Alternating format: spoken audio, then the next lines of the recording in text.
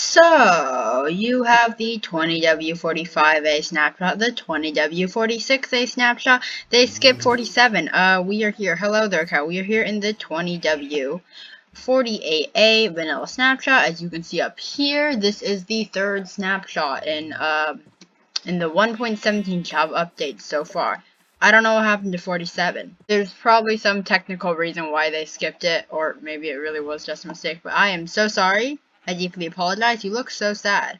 Anyways, I'm gonna head down into the caves now. So we're down here, it's because, well, the things that they added are the pointed dripstone, as you can see over here, and the dripstone block. Let's just take a look at this dripstone block first of all. I really like the texture and the cool kind of like purplyish red that they have. It reminds me a lot of like a fossil in real life, and it's probably gonna create better looking fossils than when you use bone blocks. Next over here is the pointed dripstone, which you cannot place on the side of blocks, but you can place it up and down. How fantastic. And then, I'm assuming they grow. I haven't actually seen any of them grow like in-game, but like, hey, would you look at this? You can do this. It goes like that. I don't actually know how many blocks exactly you can make these. I'm pretty sure if you place them, there's like no limit to it, except, well, you know, like height limit or something. But for how when they naturally spawn, I'm assuming there is some kind of limit, but I'm not too sure what it is. Looking at this, when you break the block underneath, it breaks, and when you break the block over there, it also breaks. It just kind of falls instead. Also, if I hop over into game mode survival over here, you can see that you can walk on this like that, but when you directly jump on it, it hurts. Or if you do like something like that. That also hurts. Same thing for this over here. Let's try to, there we go. Owie, that has hurt. You can tell because my hearts went down. That's how you know it hurts. And you can also mine these with a pickaxe like that, and then all three of them drop. Something else about these stalactites on the ceiling. Yes, they are stalactites. I actually searched this up. Apparently, if you, let's say you put like a lava source above it, like over here, then I'm just gonna block it up. It's supposed to like drip lava downward into a cauldron. This apparently does the same thing with water, which I'm going to set up over here. I haven't actually seen this happen in game. I'm pretty sure it does. It probably just takes a while because it said gradually and like slowly. So I'm assuming it's gonna take a good amount of several minutes. Just put that there and block it off. And we're just gonna wait to see if this cauldron fills up with water and this one fills up with lava. This might take a while. Another weird and kind of useless thing is that, did you know now in creative mode, if you just put a water bucket, boom shakalaka, you get a bucket with it. But then if you just put like a lava bucket, since it already, like, I guess detects that you have a bucket in your inventory, it doesn't actually show it. Like if you put a lava in there, boom, shakalaka, there's a bucket. Oh, that's great. That's actually really, really useful. I really appreciate that. Something else I noticed while playing around with these stalagmites is that if you stack up to 4 over here, which is the highest you can go, since each of these entities are like slightly smaller than the others, you can actually walk up it like that. But if you go up to 5, then these two are then the same entity. So you can't go up any higher. I just thought that was something kind of cool. By the way, in this snapshot, it doesn't actually like naturally spawn these. I think you can only like access them through creative mode, which like it makes sense. They probably just try to figure out some of the mechanics of this, and in some later snapshot they're probably going to start adding it to caves and stuff like that. If you look at these 4 over here, there are a few texture changes, so I think they made this more purple towards the bottom. I'm not really sure. I haven't actually looked at the previous picture of the previous snapshot.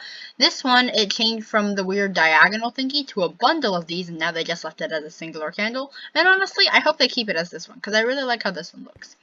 And then they also changed the texture of the compass icon. It's like more silvery and it really highlights the iron more towards the bottom. And over here, since, you know, recipe for a clock is gold, gold, gold, gold, redstone in the middle, they really try to emphasize the gold. And honestly, I don't dig it. It looks like weirdly melted butter. Something else that has changed are the bundles, as you can see over here. So I have, you know, the stacks, and I actually explained how this works in one of my other videos, the 1.17 tier list, which you can check down in the description below. I will link that. So basically now there's a fullness thing, which is 0 out of 64 right now. And let's say if I take a stack of pearls, it's 64 out of 64. But if I take 16 pearls, as you can see over here, it's still 64 out of 64, because 16 is the stack limit for pearls. And then, of course, the iron helmet takes up the full bundle. Another thing is apparently if you do this and then you try to right click it, boom, everything just chucks out. It's kind of fun. You can chuck stuff into lava easier. Haha, it gets thrown out into the world. Over here, as you can see what's in my bundle, and then if I right click it, one of the items gets taken out, and then I right click again, the other one gets taken out. So let's say I put ender pearls and rails. The first one that's going to come out is the rails, then the ender pearls. Then I put rails and ender pearls, and the first one that's going to come out is the ender pearls. So the last thing that you put in there is the one that's going to come out when you right click. Oh yeah, one other thing is that in the same snapshot where they added powdered snow, which was the 46 snapshot, they made the spyglass look like this and have more of, like that very classic Minecraft looking kind of design to it instead of the regular circle thingy. So yeah, I guess that's nice. One other thing is that they also changed this about candles. I'm trying to place it on the side block over here as you can hear my mouse very, very loudly clicking right now. Yeah, you can't place them on the side of blocks. Unless there's like a block below it, which you can do over here. And when I first read it, I'm like, does this mean they don't float anymore? No, they still float. It just means that you can't place them like directly. So you have to actually place it on top of a block, and then you can get rid of the one underneath if you want it to be able to float. And honestly, I think this is a lot better. Also, I didn't cover this in another video, but this is powdered snow. This came in the 20W46A snapshot. So basically, you just pick it up and put it down with a bucket instead of the usual just, blocks. You can walk through it, and when you stay in here in creative mode, there's these cool little, like, frosty particle effects that I actually really do think look pretty cool, on the side of the screen.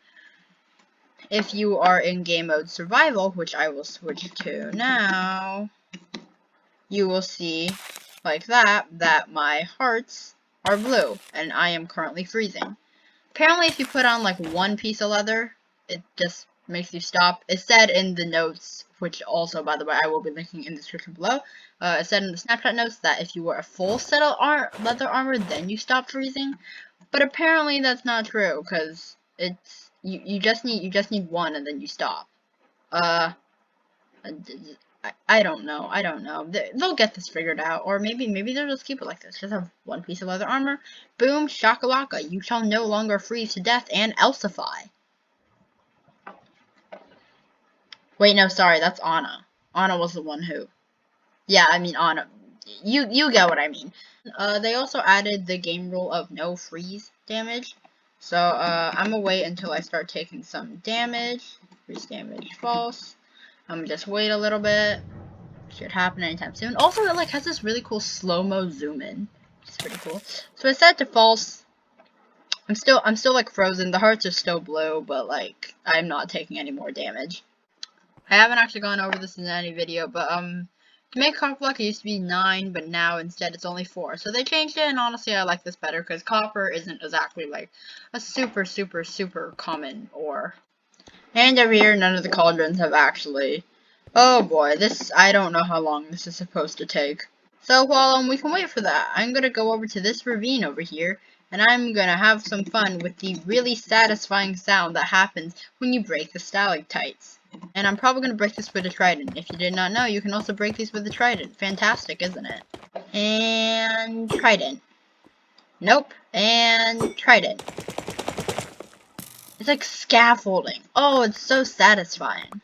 Also, I'm not much of a redstone person, and I don't really understand redstone that much, but what if, does this, since it counts as an entity? Yeah, there we go.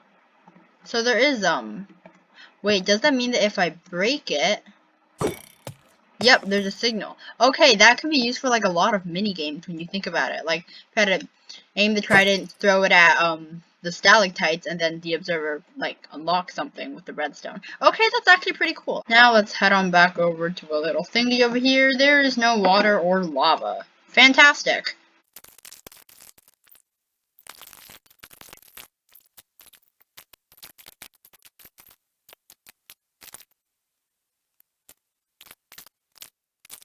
Alright, I'm tired of waiting. It's been like 10 minutes. None of the cauldrons have filled up at all.